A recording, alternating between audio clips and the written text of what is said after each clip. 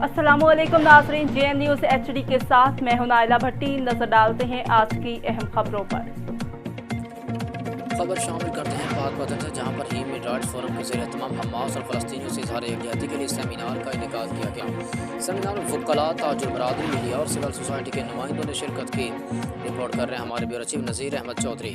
Seminar सदर bar association Mohammad Ahmed Bhattu, advocate साबिक सदर बार पीर अशरफ कुरैशी, साबिक principal government college professor Abu Muzaffar Ghulam Moinuddin, सदर human rights forum Malik Tariq Mahmood, मारूफ कानूनदान आयशा इनाम भट्टू, सदर प्रेस क्लब पाक वतन वकार फरीद जुगनू, अवामी वर्कर पार्टी के सदर राना औरंगजेब आलमगीर व दीगर मुकर्ररीन ने खिताब करते कहा कि फ़लस्तीन में जारी इसराइल की बर्बरियत और कत्ल गारत बंद की जाए, ज़बरदस्ती आबादकारी खत्म की जाए, बैरून आबादकारों को फ़लस्तीन बदर किया जाए। सेमिनार में हमास और फ़लस्तीन के हक़ में करारदाद पेश की गई, जिसे मुतफ़िक़ा तौर पर मंजूर कर लिया गया। कि इंतहा की ज़्यादती हो रही है, दहशतगर्दी हो रही है और दरिंदगी हो रही है, इसको कंट्रोल करने के लिए UNO, ये वेस्टर्न पावर्स जो हैं जिसमें अमेरिका है, USA, बरतानिया है, ये सारे इनको भी रोल अदा कर। मसला फ़लस्तीन इस वक्त दुनिया में इतना अहम मसला है जो तीसरी आलमी जंग का बायस बन सकता है।